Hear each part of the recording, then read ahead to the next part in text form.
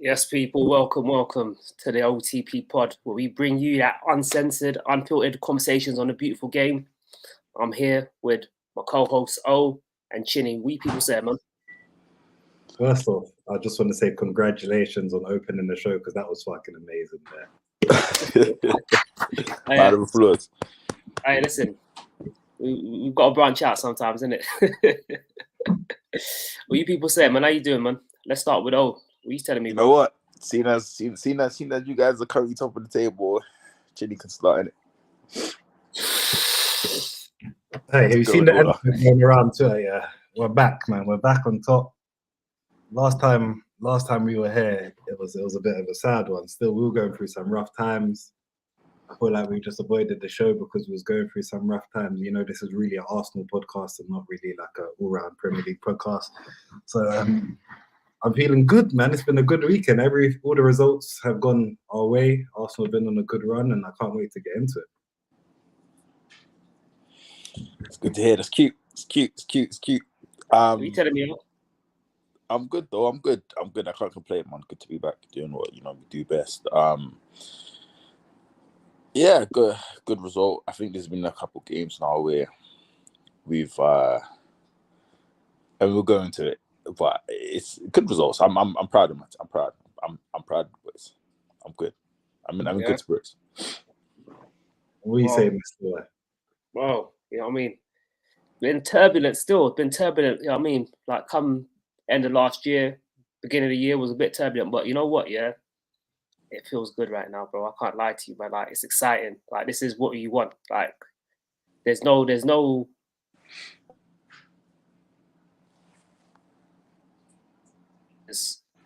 divine right to win it, but the minimum is to compete. And the fact that we're competing, bro, and you know what I mean, we've got a big game coming on the horizon come Tuesday, and then in a few weeks' time. That's all it is, man. Like, you know what?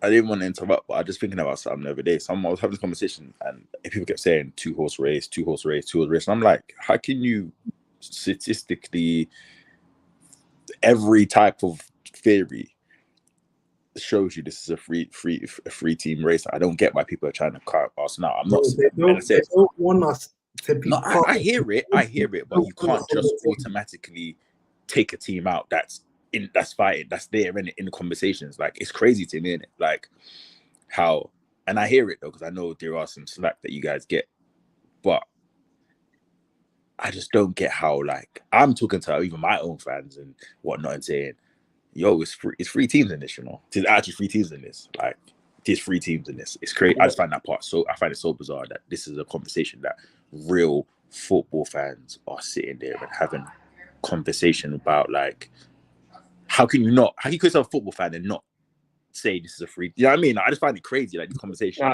Maybe I'm too much of a realist and a football fan as a whole than everything. I just find it crazy. But you know what it is, yeah? It's because for the longest time, let's keep it 100, yeah? Arsenal ain't been that club, innit? So we have a history of over the last, you know what I mean, last 10, 15 years of being a club that I know we're in this position, that bottle this position, that, you know, that don't... Derail, bro. We derailed. You know what I'm trying to say to you? Like, yeah, maybe.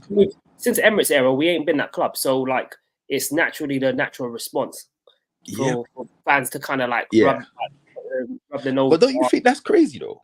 When you think about it, like, because I would say maybe, okay, I obviously know, I'm old enough to know, like, Arsenal has, like, to see Arsenal win some stuff and whatnot. But my thing is, like, and I don't think it's a generation thing, because statistically, you guys in the race, and again, we're the same people that would be like, every game as it goes, you know, don't, you know what I mean? Stuff like that. And then when you think about it, it's, you know, we have to pay until the last game. And then, so, like, how can you count somebody out when mathematically?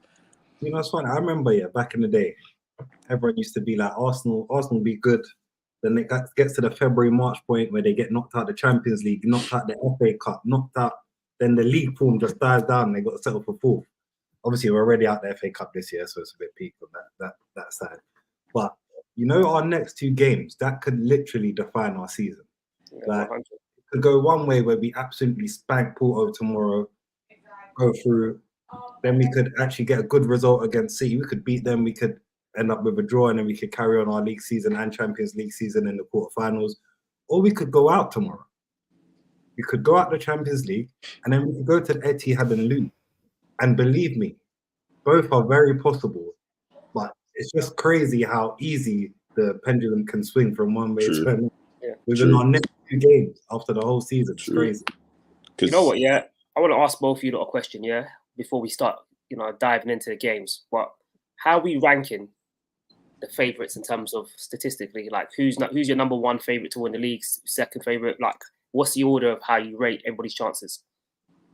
Because I was having this conversation in the group chat just yesterday, so I just want to. I still rate it the same. All right. I think I did say I think on one of the shows, Chinny was like, "Yeah, they don't City don't look that great," and I'm like, "That's the same thing we say every season and whatever." But during this point of the time of watching them play, usually this is when they crack on and they're convincing wins and whatnot. And I'm like, there's a couple of games that I'm like, their firepower got them through. And I know, say being a Liverpool fan, it's like, that's helped us a lot. But I'm going to see, and I'm like, I don't know, you know, Doc is not great. Like, it's how everyone's talking about how I thought they would come clutch is not how I think they come clutch, especially watching them yesterday. I was like, they weren't the better team. I don't think, obviously they had chances and whatnot, but I think I even saw your post, Mr. White, about the Haaland and whatnot. So it's crazy. I still rank it the same way because I still think City will scrape the wins. They'll win what they need to win. Along Biden, they don't, you know, Spurs and you guys, they get some points out of that. Then I think it's pretty much that's still theirs. I think we still have the better run, so that's why I put us second. And then I'd put you guys third, but it's not like a City's here, we're here, and you guys are like, you know what I mean? It's very like it could go, and the game obviously football can go either way, but I just feel like. You see it going to the last game of the season? Like, is it a last game, everyone switching channels going from Liverpool, City game, Arsenal game? Do you see it being one of them? Yeah. Especially now that you guys got the result at Brentford. You guys also with Brentford, and I feel like when you think about how this game determined a draw was like, obviously you guys got both teams to lose, but a draw changed everything. I genuinely feel like it's just I think it might change a lot between. Yes, it's going to change a lot, especially when you think about someone playing on Saturday, someone playing on Sunday, someone playing on, like, I feel like you're just going to see things change a lot. So I think it's going to come down to literally the last 3 games, 2 games. 3 games to decide top. No, because I'm going to say the last 2 games to decide who. And I feel like it's still going to be those ones where if this team drops points, then it's going to be one of those for us. Personally. What about you, Jenny, man? How are you feeling about the race? What's your thoughts on favourites and how it all stacks up? Like you said, yeah, it's important that we're still in the mix at this point in the season. Obviously, we got a lot of big games, couple of away games, OT. We got to go to Spurs. We still got to play Villa at home. We got a few. We got Wolves away, and they're a bit decent. They're like a topsy-turvy team. So yeah, there's still a lot to play for in these last 10 games. But I can't really say, right, you know what, City ain't going to do it, because City have done it in a row. They've done it so many times where they just grind out wins, and it's not even looking pretty no more. It's not the amazing football. It's the boring, robotic football, but they just win games now. So I can't really bet against them. Every time I go against Liverpool, these pricks they just for all their faults, all the problems that are going on there, the midfield problems, the centre-back problems, the injuries, it doesn't matter. They're still there. And if they're there now, they're not going anywhere. So it's hard to pull, but I would say if I was just going based on, if I didn't support Arsenal and I was going based on just how I've seen like Liverpool coping, Liverpool for me are only going to get stronger. So it would make sense that they would still finish stronger given their fixture list. I would still put Man City first, Liverpool second, and then Arsenal based on that. But I'm really just hoping that Arsenal get through. If depending on what happens at City, Arsenal going to City, that would deter that. If you ask me this question next after that game, then I'll have a more definitive answer. But I think also being in the competitions in the serious stage as well. Yeah, I feel like if Arsenal don't lose to City, so if we just don't lose, I don't see us going to United and not winning, and I don't see us going to Spurs and not winning. That's what I think. You know what? Yeah, I think it's interesting that you bring up the European stuff, Owen, and other fixtures. But I think we're all going to be, well, hopefully, all being at that stage of the competition. Obviously, we still got Porto still with, and obviously that would determine. But I do agree with Chinny in the sense of I would have Man City at 41%. I'd have Liverpool at 39%, and I'd have Arsenal at 20%, and that's simply based on fixtures, because of I think when you look at the breakdown of Arsenal's fixtures, you know. Say what you want, but you know, United, regardless of how rubbish they are, is a tough game. Chelsea at home, regardless of how rubbish they are, has been a tough game for most, bar Liverpool at home, right? Like when Liverpool played them at Anfield, they gave us a tough game at Stamford Bridge. We still got Tottenham, we've got Wolves away, we've got Brighton away, so we've got many of the similar fixtures of Man City, but then we also have the additional, additional United game and Chelsea game, and for me that puts us at the lower bracket of how I look at it. So I'd say Liverpool are just slight underdogs behind Man City because your fixture list is very favourable. Yeah, very favourable for us. Yeah, especially with everybody coming back after international break. International break is going to be huge for us. You've got players coming back too, but it doesn't really compete for us. With Liverpool, yeah. I know you got players come back and you keep seeing them to find a way to win. But even like when you played Nottingham Forest the other day and you got the 99th minute, that's quality, innit? You keep going to the end and you got the winner because everyone accepts that. But I just keep seeing eventually, and it still hasn't happened, that has to run out.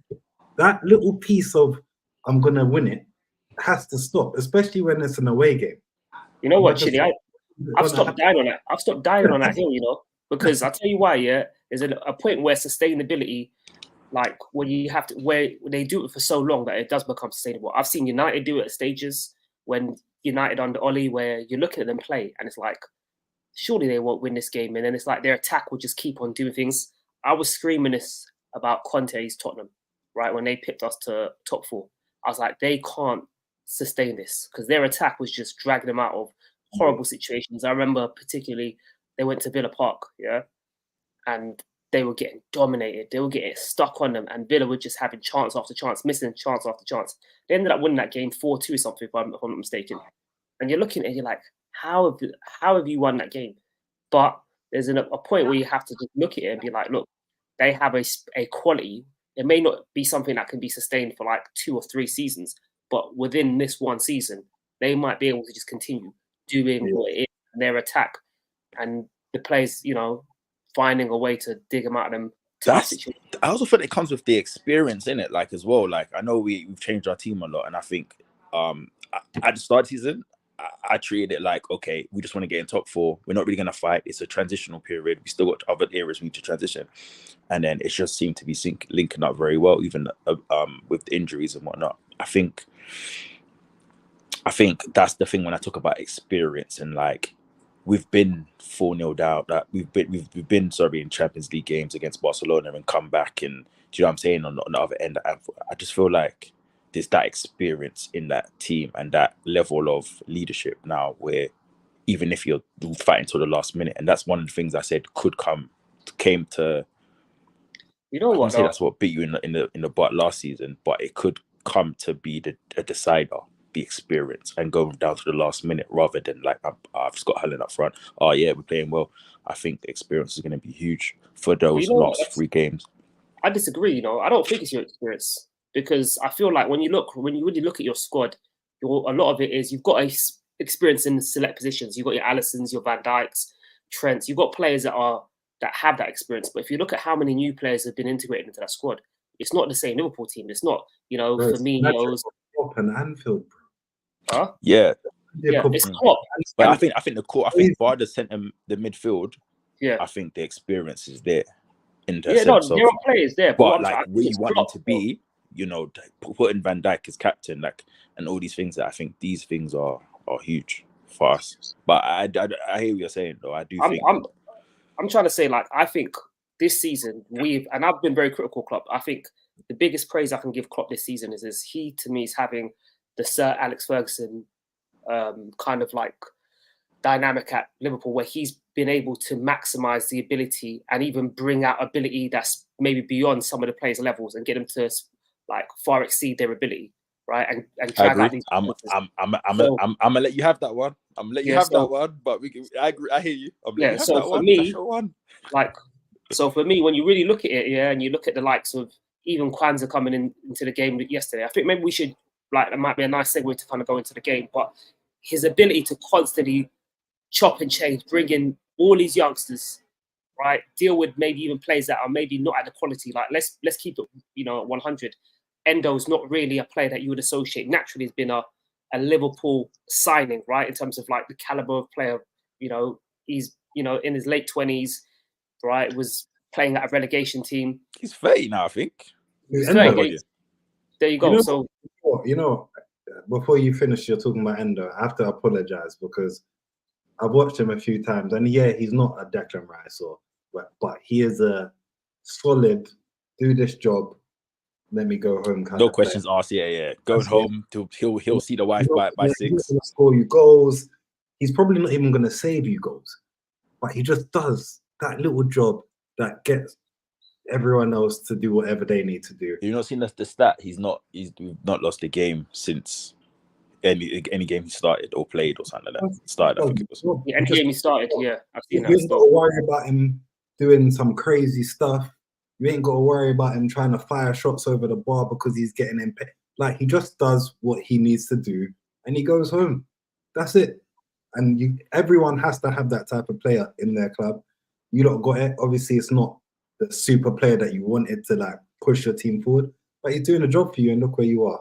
Can't really complain. Sorry to Mr. White to interrupt. Yeah, no, it's all good, bro. Yeah, it's Klopp, man, and I've been critical of him maybe tactically, but I think in terms of man management, I think he's in terms of being able to motivate players to be able to, he's got that ability to kind of connect with them, and yeah, no one really saw Liverpool being this good at the beginning of the season, right? A lot of people have changed their opinions, and we talk about the injuries you've had, how you've managed to kind of almost come out the other end and still be in that race, still be in Europe. Hey, that injury comment I made has come back to bite me in the butt. But every time I'm about to complain, I remember what I said, so I don't see nothing. So yeah, man, like, shout out Klopp, man, because like I said, man, this is he's in his Sir Alex bag right now, and it's just, I remember Sir Alex getting a tune out of Phil Jones, and I'm trying to say to you, like, all these, but like these players that you look at and you're like, you're not really that. Yeah, right? Like, they weren't good players. But yeah, bro. And we saw it when Moyes came in, because as soon as Moyes came in, that club, everything just dropped. The level of all those players that had previously won a league went back down, and it was his ability to kind of extrapolate that max out of a player, or even more than that player really has in him. And yeah, man, but let's touch on the game, man. Oh, what's your thoughts on, Liverpool and City, pulsating game, draw? With but yeah, let's hear Susan Konate, I was definitely like, okay, because the thing about Haaland, he plays a very physical game. So I was like, okay, that's a battle that Konate loves. Van Dijk will love that. I think that would be a great game. But when I saw him go off, I was like, "Oh, is he gonna make it?" And I was like, I get Klopp does his thing with his youngsters. He's like, "Yeah, cool, I trust them." And I was like, "Oh, I don't know if Kwanzaa's gonna be up for this battle." Like he just does a tidy job. He's not like physically, he doesn't want to. I don't know if he wants to be a good matchup. I was like, I was one of those people who said, Bradley, should we just play it safe and play Gomez and Robertson? And Klopp went with, and I thought Elia out wide, it would have been a great opportunity to start Salah out wide. Fearing about our last conversations about injuries and do we risk it? Do we start? Does he not? And Klopp trusted his players, and I think we were so unlucky in that game. City had chances, which they did, and I'm not gonna lie about that. But I don't think City was the better team. They didn't dominate the ball. They didn't hold on to the ball as long as we disrupted their game. They couldn't hold on to the ball as long as they wanted to. Endo did a fantastic job on Kevin. I think that allowed him to not spread the part, give him the time to spread the ball as he likes to do it. I think Keller played an absolutely amazing game. I think Kwanzaa made one mistake that game that I recall. I think Bradley played well. And then, again, it's crazy because Diaz, gets all the clutch chances. And the day he learns to proper finish, I'm telling you, because he's such a great player in terms of like, you need two defenders to attack it, to defend him usually. It's not usually, someone's got to come and cover. But those big chances always seem to fall to him, and he always seems to have to take one touch or he misses the target. Then we was unlucky to go 1-0 down because we had some chances. Second half, we got the penalty. And then you see Salah like making as soon as he comes on, instant impact. I think 3 minutes in, Diaz has missed. We had some opportunities. I think they also had some opportunities. But I was proud of my boys. Watching that game, I was very proud. Even at 1-0, I was like, it's just one of them games. I was in the game, and obviously you lot started on fire as well, like really aggressive. Then City came into it. City got a goal, I think, out of the context of it was a corner, wasn't it? That near post against the grain of play, and then but I was quite happy. Obviously, as an Arsenal fan, we needed you to draw. So seeing City score first, I was sitting there and I was like to my cousin, yo. This is exactly what we need, because for City to go to Anfield and win, they need to score more than one. That is for damn sure. So the fact that they scored first, I was like, yeah, Liverpool, let's go now, let's go. Yeah, that's what I think. Anfield guys were coming out without scoring a goal. Anfield, bro. I said, so you think about me is, I will talk my shit when it comes to Anfield. I will say, like, I'll be honest, when it comes to Anfield, I don't care who we're playing. We could be 2-0 down. We could have 9 men. We're not losing in it. So that's how I feel when it comes to Anfield. So when they scored, I wasn't worried. I was like, this is probably going to be a draw in it.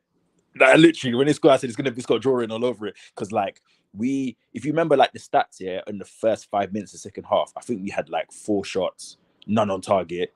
But they were good opportunities. Like one of them was the Diaz opportunity where he literally leaned over and hit and missed the target. So we had a lot of those opportunities as well. City had 0-0-0-0-0, and I remember saying, but I don't think we're going to lose this game. I just need to score early so we can get a second. And that's how I felt personally. So you see, watching that as a Liverpool fan, or we can even take it to a Arsenal fan or any other fan. How scared? We all know City are a great team, European champions, treble winners. But watching the game against a Liverpool mix and match team, I know it's at Anfield and Klopp's getting the most out of them. How scary were that team for you to watch? Because believe me, I've seen my team play a lot better at Anfield as well, by the way, this season. I've also seen other teams in general play a lot better football than what I've seen from Man City this season. And I said it earlier on the season that City are not what they don't look like what they were last year or the year before, even though they're still in these great positions because they are a great team. So was you scared watching that, Mr. White? No.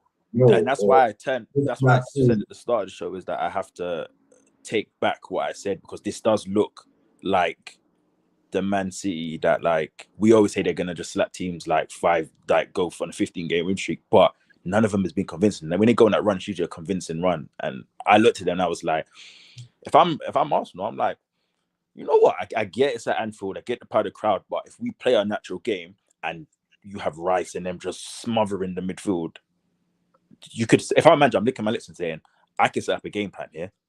Do you know the saddest thing about it is that Pep would have played you lot, learned from the mistakes that you lot had, and we're going to play them. He's going to be like, that ain't happening again. Yeah, 100%. Because that's what he said, and he said he took him off. He took De Bruyne off because he just couldn't keep a hold of the ball. There weren't that type of game in it. So someone like De Bruyne who creates chances but takes a lot of he takes risks. I feel like that's kind of the thing why he took him off, because he didn't take a touch, he'll spray the ball into the box. And again, I think even Haaland, remember, it wasn't too long ago, Haaland didn't score against the Big Six or something like that. Remember, there was that run where he wasn't scoring against that. So it's like, if you could stop the service, he goes missing. And I genuinely feel like I looked at City a little bit different after watching that game, personally. Yeah, you know what? Yeah, I mean, I saw the game a little bit different from you lot. I saw the first few minutes and I thought, Jesus, this might be a real problem for Liverpool, because the amount of time City were finding that ball between the lines and running through, and it looked like they were able to kind of get in them pockets and exploit those pockets. I think there was a few chances they had, and I thought, oh, this could get messy. And then I think as you started to grow into the game, I think obviously they had their goal from the corner, and it was a really smart, set piece routine with Ake kind of doing a little block on McAllister and De Bruyne finding that near post. And I was like, oh man, like, all right, let's see what Liverpool do. And I felt like you lot really grew into it. And I think also the mental aspect of it, I think City shat their pants, really. I think that whole Anfield, you'd always hear Pep talk about Anfield and like they're all aware of the record that they have there, and they've never won. And that playing in the back of their minds, you can see like Ake doesn't make that pass usually, right? He's usually Mr. Reliable for City, and for him to play that pass and hospitalize Edison literally, because man's out for 4 weeks now, right? And he'll make it back for us. Yeah, well, he'll make it back, but regardless, he's injured and he's missing internationals, whatever. You put him in that position, and it's just that for me, I was really surprised. Brazil's third choice keeper? I don't know, Neto, because the first two choices are injured. Maybe Neto. Maybe I'd have to look that up. But yeah, I was really surprised, and even the KDB substitution. We spoke about this many times, and for me, it illustrates what I've said on here before, and I think he's not a midfielder. He doesn't give you control in a team. He's a second striker. He's a different profile of players, and he's an attacker as opposed to kind of really, contributing to the tempo of the game and being able to kind of like when you look at Liverpool, generally speaking, you're not a team that's ever been able to really dominate City in terms of like with the ball, right? But yesterday, you looked like the possession-based team. City couldn't hold on to the ball, and there was a period I think within the 70th minute where I was looking at City, and I'm like, they really need to friggin' just get their foot on the ball and just pop the ball around, because they weren't in the game whatsoever. I mean, let's talk about Haaland, because I've said it many times. The brothers are souped up Inzaghi. I've said it many times, right? And his ability to just not contribute to nothing within the game when he's not being fed is crazy. And the shouts for best player in the world to me are insane, because he's the best goal scorer, the best, you can argue maybe the best finisher in world football, and you won't hear no argument for me in that regards. But in reality, the best player, like when his team needed him yesterday, how's his ability to help them get up the pitch? He can't play with his back to goal. He doesn't do the simple things within the game. He needs someone else he needs to be fed to shine, right? And when historically, let's look at the best players in the world, right? Your Messis, your Ronaldos, you know what I mean? Your R9s, your Zidanes, your Thierrys, whoever you want to talk about, right? They are always able to take the game by the scruff of the neck themselves. They're able to do things, and bits of magic have that ability. Even Mbappe have that ability to go and do things that change the game by themselves, whereas Haaland is reliant on other people. And I think there isn't people can't distinguish the two between best goal scorer and best player in world football. And I think games like that just kind of highlight his flaws. I mean, brilliant player, don't get me wrong, but really truly, you got a Kwanzaa in there who was at Newport a year ago. Was it a year ago? Right? And how much trouble did he give him? You know what I'm trying to say to you? Like, where was the difficulty in doing that? And even the way he ran up, there was that little thing that I saw hyped up on Twitter about, that Van Dijk versus Haaland thing. And it's like, that was crazy. was cringe because Haaland ain't really got any take on ability, and even Van Dijk did okay, but Van Dijk still let the shot off. Like I was more impressed when I saw. I'm sure you know the clip when I think it was Mbappe one. Yeah, Holland versus France, and it's against Mbappe, and he shows him down the side he wants to, and he blocks the shot. That to me was more of a like. I felt like these lot overselling that one. That's crazy. But in the penalty decision, let's talk about this because obviously that was a huge moment of contention. Which one? Last minute. The last minute one, yeah, I think the McAllister one. Doku catching McAllister. I'm telling you, if that happens to Arsenal, I'm screaming. I'm screaming at the TV. I'm locking off Twitter. I'm effing and black. Everything is going wrong because I don't care how much of the ball he got. His foot is up here, bro. The fact that's the rules, though, isn't it? No matter if you win the ball first, it's still dangerous. It is a pen. Obviously, as an Arsenal fan, I'm screaming, yo, ref, do the right thing here because we don't need that. But that is a Stonewall pen. And if I was a Liverpool fan, I'd be livid. Livid. You're angry when you use the term livid. They played a proper game. And I'm telling you, that game should have been about 5-1 to Liverpool. Like, we talk about like Arsenal not having killers. Big man. You see, if Liverpool had a killer yesterday, game done. So we ain't had beaten them for a minute. Like, and it's been another game where we ain't killed the game off. Like, it's crazy. Like, I looked at the negatives in that game. I looked at the positives. It was cute. We came back. We played well. You can be proud of the boys. Blah blah blah. But it's another game. You should have won that game. Yes. It's another game where against our rivals that we did not kill that game off, and that game should have been killed off ages ago. I was surprised at how dominant you are, considering considering your injuries, considering that it was City's best, almost full squad bar Jack Grealish. And yeah, I think he was actually missed yesterday. I think his ability. I know he gets a lot of criticism for lack of goals and assists, but his ball retention and ability to drive up the pitch and just keep the ball circulated is integral to Klopp and City at times, and especially in the big games. So I hope he's out for us, by the way. But I was really surprised, and like I said, man, that's shout out to Klopp because Klopp's able to grab a performance of that magnitude in a game with that decisive and with that much stakes on it, and still get a result. I'm trying to say to you, Rod. And yeah, man, shout out Klopp, man. That was massive. Yeah, it was big. It was big. He's gonna be missed. I was going to say that Kerry did say that it's Perry thinks the third choice. Shout out to Kerry. Top lady. I did check that as well, and I looked at Weberton. They have praise in Brazilian Serie A place one. Oh Jesus! But yeah, it looks like they're going to have a tough time in international break.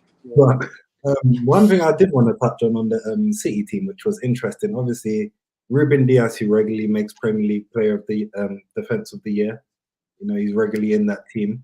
Didn't make the starting 11, which was I don't find it a big surprise. So I don't find him that good, to be fair. I feel like he's very overrated. But I'm not surprised actually, because he struggles to, like Rodri, he struggles to defend large areas. He's good in small spaces, but when you've got someone like Darwin running behind, and also City being City, they're always going to want to press high and have a high line. Naturally, he's the type of player that would get exploited. So it wasn't. I'm not saying I was surprised. I was just thinking, like, for those on Twitter that like to go, Ruben Dias, and the Premier League panel and the pundits like, Diaz is so sick. Let's put him in the team of the year. What the hell? Pep doesn't even want him in the team of the year. After that, we got Rodri, who, let me tell you, that Don, you see the way you talk about Jorginho and the problems that can happen from Jorginho being there. Rodri is that guy. He's a more physical Jorginho. Don't get that twisted. He can pass the ball and he can manipulate the ball however he wants. But there was one where he's coming across to cut off Diaz. This is when Diaz goes on that mazy run, has Kyle Walker looking at Lissandro Martinez. But he's coming across, and you're cutting across him, and you still can't catch him. My man's moving on the overlap, like Usain Bolt. He's using the outer lane. You're on the inside lane. You've got to catch him. He's run past him like he's not there. He's like, bro, he tried to drag him down as well. You see him? He tried to drag him down, got him down on both knees. Kyle, where are you? I need you. Kyle's come across. Luis Diaz says, forget all of that, bro. Kept going. Listen, Rodri, he's not a fraud, but he's not as good as the world makes him out to be. Yeah, the world makes him out to be. I feel like this year, he's come up with he's got the ability now to start scoring goals where he's starting to hit them and he's arriving onto the end of it and scoring a few goals, which is sick to see. But I feel like it's covering up for his flaws in the big games where he has to play against big teams that are going to press properly. Yeah, they give you a minute rest. I think Kyle Walker's another player that looks like he's on a decline. I've seen him get ripped by Sterling. I watched this interview with Rio the other day on 5, and he's talking about going to 40 and big man, get out of here, man. He's got Listen, he did an interview for the thing, didn't he? All he's good at is running backwards and recovering, bro. Let's not act like he's. He did an interview. Less than 24 hours? He did one today on the penny decision. I thought that's crazy.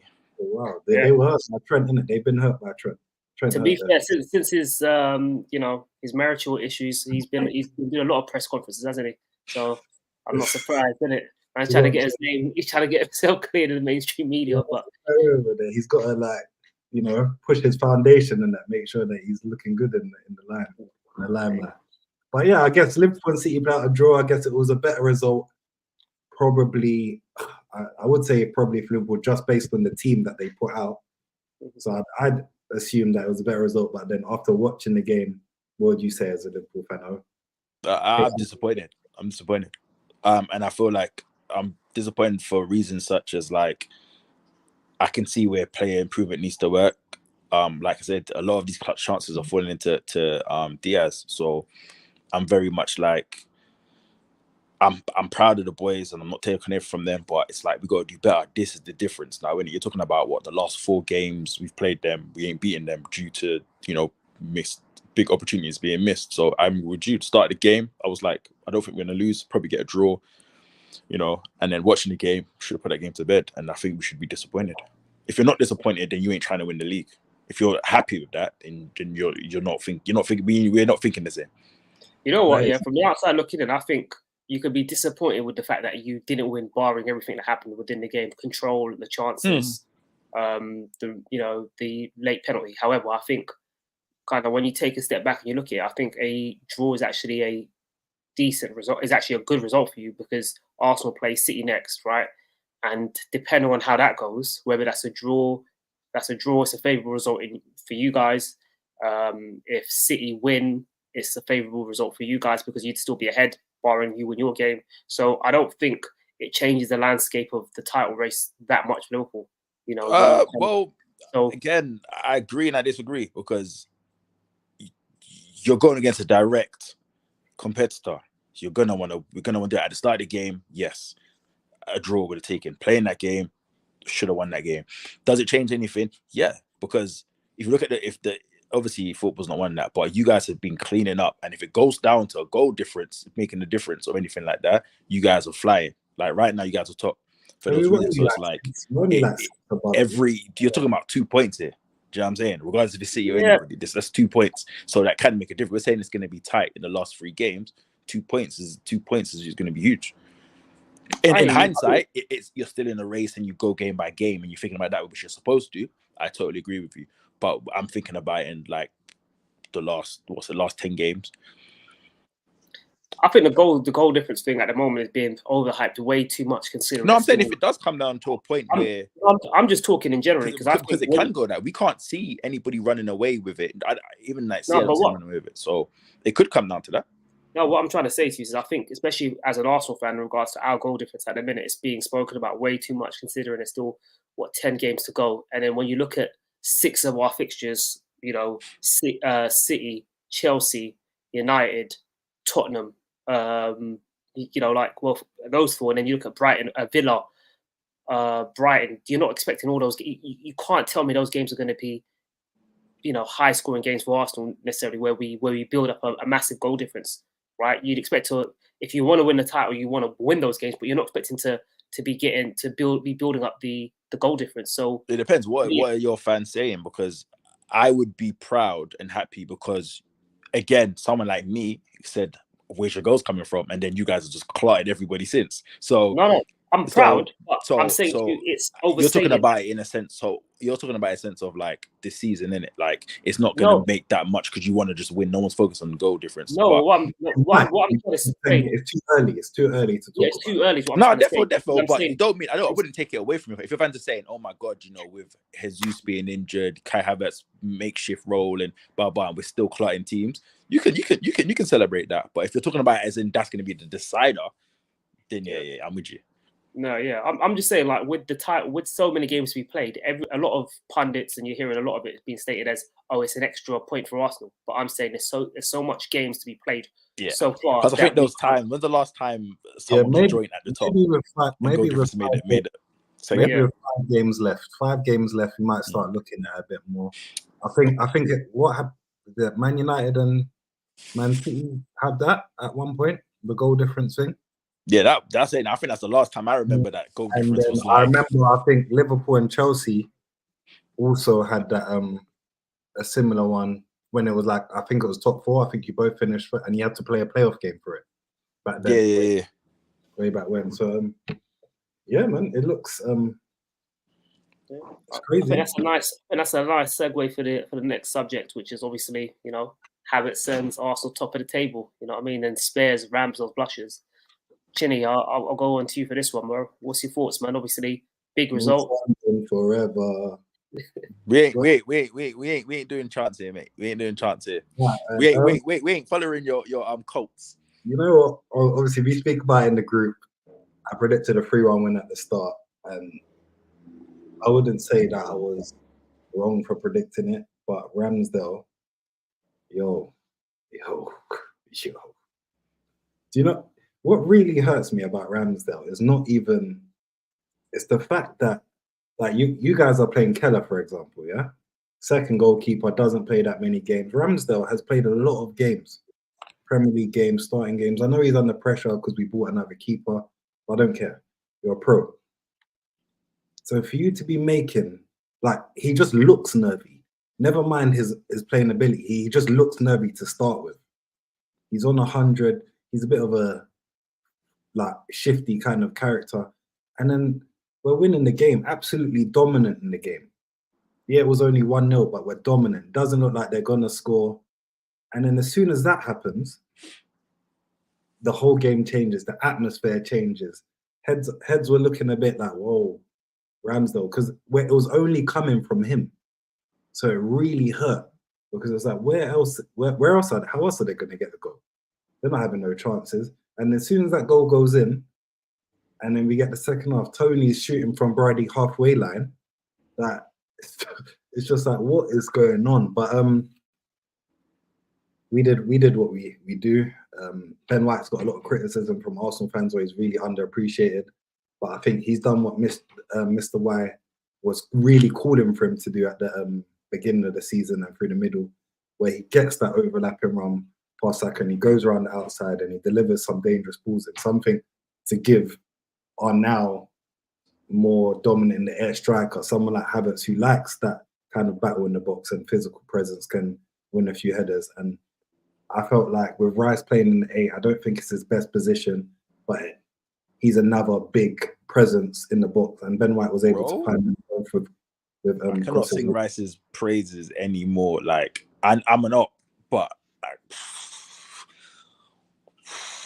Nice to see it. It's a breath of fresh air. West Ham, one of my things about West Ham is I was like, where is his best position? What do you want from him? Is he holding? Is he attacking? What do you want from him? And you guys said, yeah, this is what we want from him. And I still don't think we've seen the best. The transformation is crazy.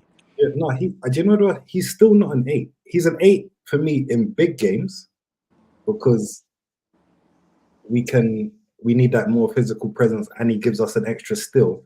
But in terms of like games like we even play Brentford and stuff, I still think he's going to be that 6. Because for me, when I think about an 8, I want you to impact the game going forward as well. And a player that can't receive the ball on the turn naturally can't play 8 for me. That's just how I see the 8 position working. I need you to do some defensive work, but I also need you to receive the ball and turn at the same time. So it kind of looks like a flowy movement, arrive in the box, score the type of goals that he's scoring, but also when you're in the box, you can deliver with your feet. I don't really see the footwork from Rice in that sense, even though he has progressively got better as the season's gone. But I see him playing more as a 6. I know Odegaard robbed us with his basketball skills, but he stepped up big, bro. I can't lie to you. It's a joy to watch Arsenal, man. I'm not gonna lie to you. Some people might get at me for that, but it's a joy to watch your games. It's really weird because we obviously, when Martinelli doesn't play, I think me and Mr. White both hate it because we understand that pace, that real hurtful pace that can hurt teams we no longer have in the team. So he didn't play, and for me, if he doesn't play on the wing, the next best thing that we can do is put Jesus out on one of the sides, because Trossard, even though I like him as a player and he offers some things that we don't have sometimes in the team, we still need that kind of trickery and that kind of pace to get him behind, or at least dribble with it, that we lose if we don't have Martinelli or Jesus. So I won't be surprised if we see Jesus on Tuesday, given Martinelli being out with an injury again, I think. But regarding the game, I think it was another good, comfortable performance. Ramsdale, I wouldn't say he made up for his blunders, but he done what a good goalkeeper should do, and he made some good saves. In the second half, he didn't really have any issues.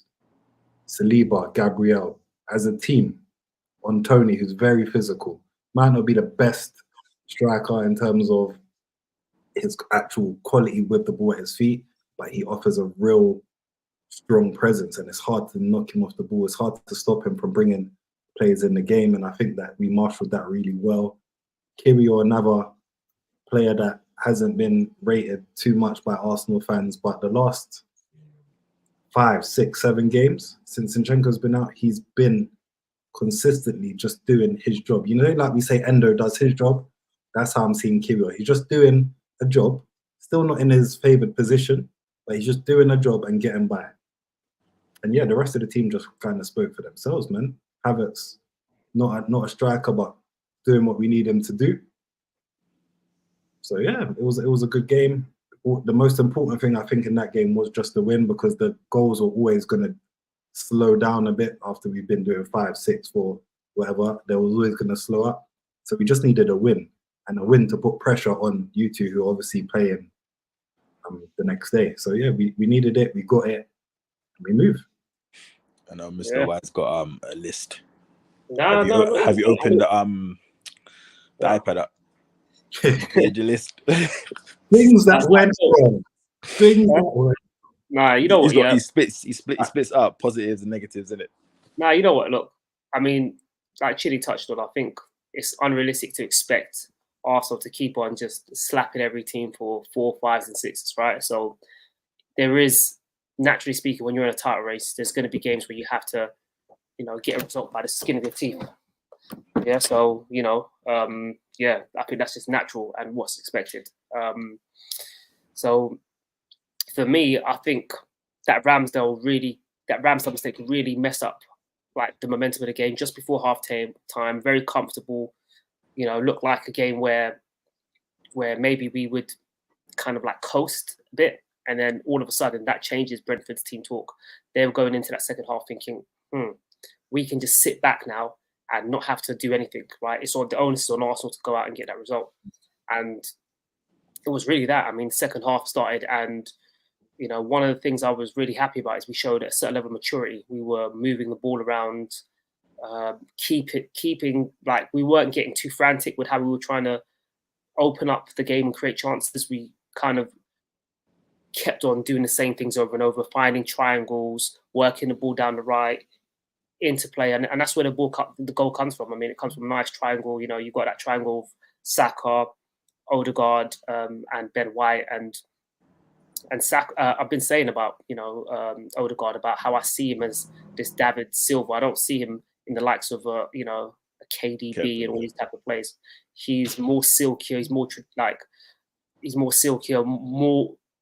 Has more of an influence in controlling the game, and that's exactly what we saw. And yeah, man, for me it was a massive result because with you not playing the next day, it's like we had to do our job, and it got to a period where you're sitting there, you're thinking, shit, have we thrown it away? Have we messed up that chance to kind of really put the pressure on? Which should have been such an Arsenal thing to do.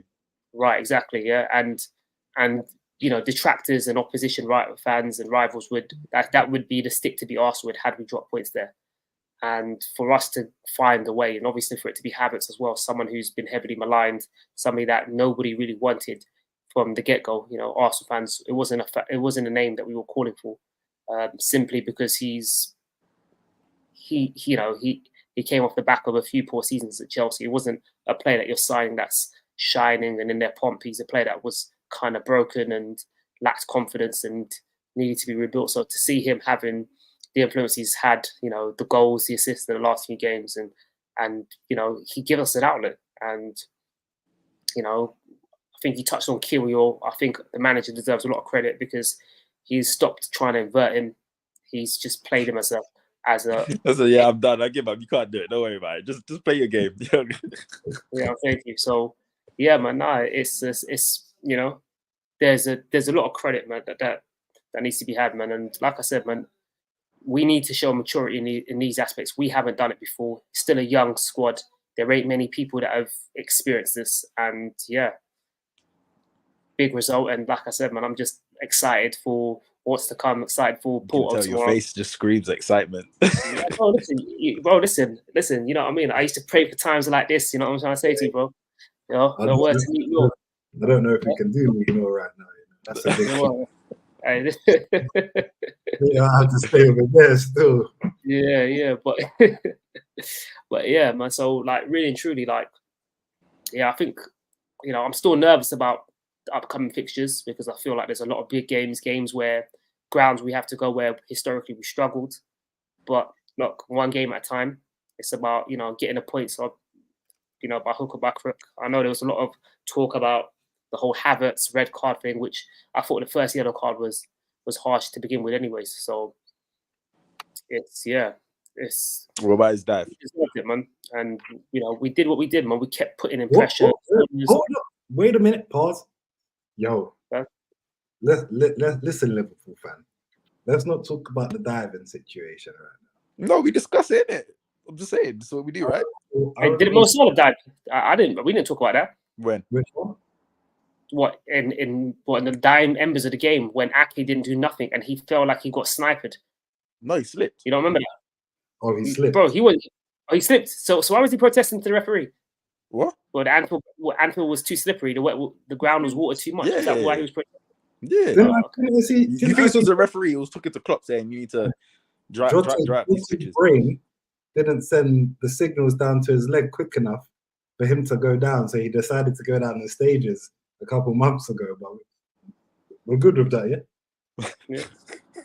What about Forest? You know what I'm saying to you? When you lot have the free kick, you know what I mean? It's all swings and roundabouts, isn't it? You want to give the ball back? No. Yeah, I want to give. Yeah. I mean, the reverse fixture, Forest did the exact same thing to us. So I ain't showing them no sympathy. Yeah. Cool. So yeah, man, I think it's big, and the Ramsdale thing, man. Like mentally, this has been a big thing for Ramsdale. Like we've seen it many times last season, back in the last season when it was Southampton and he gave the ball away in the first 15 seconds against Brentford this season when he came in for Real, almost conceded a goal like that. He has that in his game where, he doesn't instill calm. He's got like main character syndrome. He's got like, he doesn't, he's all about kind of like winding up the fans. He's not the kind of calming figure. When you look at the best keepers in the world, especially the ones in their pomp, Alisson's, Neuer's, right? Peter Cech's, they all instill calm into teams, right? They're not about like winding things up and trying to, not about G'ing themselves up and trying to like motivate the crowd. They just want to do their job and do it properly. And that's been a constant theme for Ramsdale. And I think also having come from a smaller team where you usually get peppered, it's easy to keep concentrated because there's always things facing you. But the best goalkeepers are the ones where a game there can be nothing going on for 40 minutes, 50 minutes, 80 minutes, and then you have that one moment, and that's where he struggles, man. I saw him pigeon watching last season at Southampton. You know what I'm trying to say to you? And then he goes out, and he actively admits it. So yeah, I would have kept that to myself. Uncle Ian looked at him like, the fuck? The fuck? Uncle Ian probably went to Arteta and said, yo. He's got to go. Yeah, big man. Something ain't right. Something ain't right. But that's a good. I guess as we're here now, the table's looking good. The tables will turn. It's looking exciting. I guess we go into Arsenal. Obviously, need to get through tomorrow. It make me happy because right now I'm really sitting on eggshells. I know we got through the weekend, but I need us to get through this round of Champions League. But yeah, man. Thanks for everyone listening. Everyone that's tuned in live.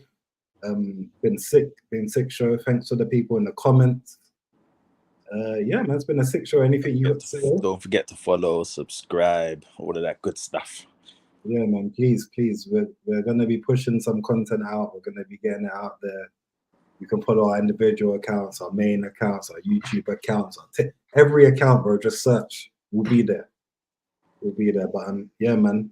Love for everyone. Oh, Mr. Y. Thanks for being you. Thanks for being you too. Thanks for being you. Yeah, love people, man. Follow us up, man. Love for the support. And peace.